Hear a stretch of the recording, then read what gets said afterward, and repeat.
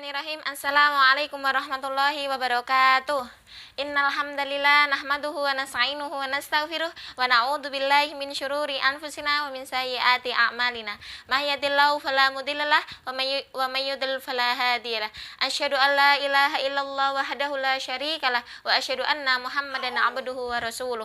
Qala Allah ta'ala fil Qur'anil Karim ba'da an a'udzu billahi minasyaitonir rajim. Bismillahirrahmanirrahim. Ya ayyuhalladzina amanu taqullaha haqqa tuqatih wa la tamutunna illa wa antum muslimun.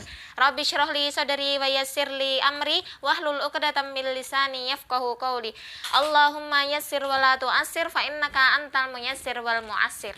Assalamualaikum sahabat fillah, ketemu lagi dengan Ana Ummul Lubna.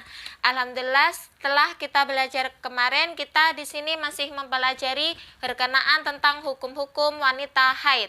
Untuk poin selanjutnya, kita di sini akan membahas mengenai wanita haid dalam tawaf di Ka'bah. Bismillah. Untuk poin pertama yaitu tawaf di Ka'bah. Wanita haid diharamkan baginya untuk melakukan tawaf, baik tawaf wajib ataupun tawaf sunnah, sebagaimana Rasulullah melarang Aisyah dan Asma binti Ubais, bahwasannya beliau bersabda, berbuatlah apa saja kamu di dalam haji kecuali tawaf di Ka'bah.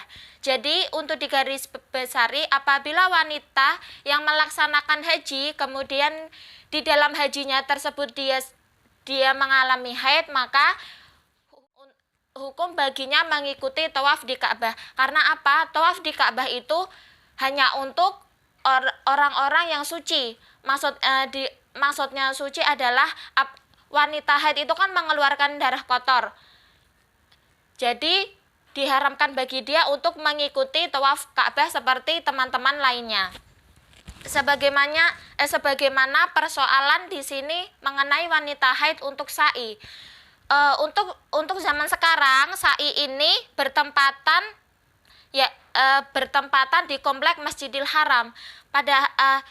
Padahal Masjidil Haram ini dikhususkan bagi wanita yang suci dari haid. Alangkah lebih baiknya apabila kita melaksanakan haji dan kita di dalam haji tersebut dalam kondisi haid, alangkah lebih baiknya kita menunda tawaf di Ka'bah dan sa'i. Agar apa?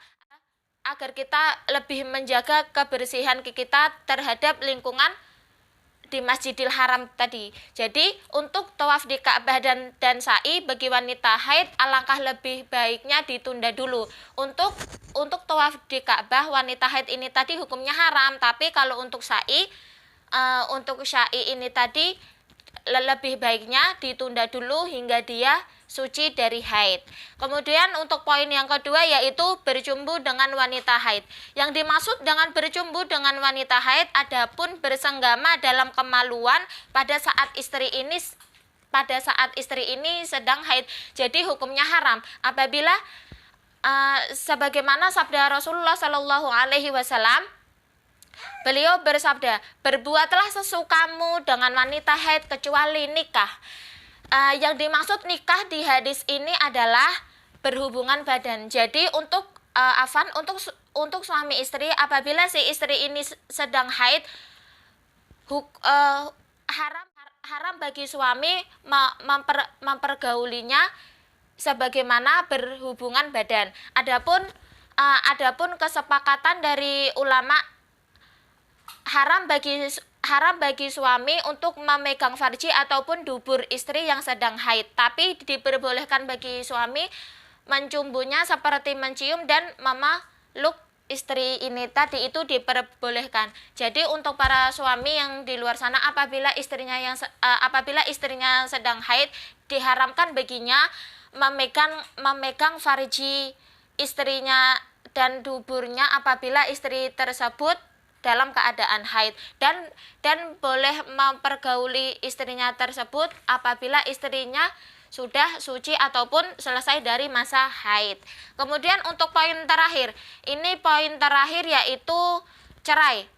Secara hukum haram hukumnya menceraikan istri dalam keadaan haid, sebagaimana Allah berfirman, A'udzubillahi minasyaitonirrajim. Bismillahirrahmanirrahim. Fatallikuhunna liiddatihin, maka hendaklah kamu ceraikan mereka pada waktu mereka dapat menghadapi masa idahnya. Yang dimaksud masa idahnya ini yaitu suci, adalah ketika wanita yang sedang haid ini suci dan tidak digauli. Jadi diperbolehkan untuk apabila suami ingin menceraikan istrinya dan istrinya dalam keadaan haid, maka tunggu dulu masa haid istri ini tadi selesai, dan setelah selesai dilarang baginya mempergauli istri tersebut apabila ingin dicerai.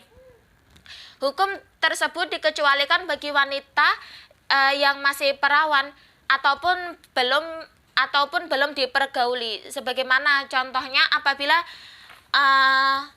pengantin yang sudah menikah dan suami belum mempergauli istrinya ataupun belum berhubungan badan, dan si istrinya ini haid, kemudian si suami apabila ingin menceraikannya ini tadi boleh, karena setelah nikah itu belum sempat dipergauli ataupun masih perawan dan si suaminya ini tadi berkehendak untuk menceraikan dia, maka itu diperbolehkan dan sah-sah saja.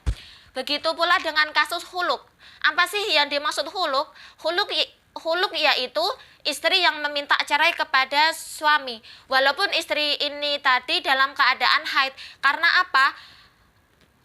Adapun jika istri meminta cerai kepada suami apabila si suami ini tadi memperlakukan buruk ataupun kasar dan lain sebagainya terhadap istri, itu diperbolehkan walaupun istrinya ini tadi dalam keadaan haid.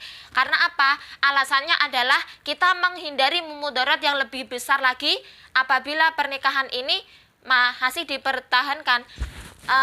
Sebagaimana apabila istri ini tadi sedang haid, kemudian si suaminya memperlakukan perlakuan yang buruk dan si istri ini tadi berkehendak untuk meminta cerai, maka hukumnya boleh.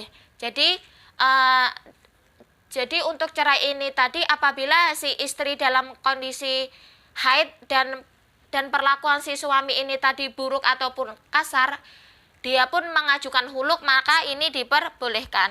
Jadi bagi wanita alangkah lebih baiknya kita tidak meminta cerai dulu kepada suami.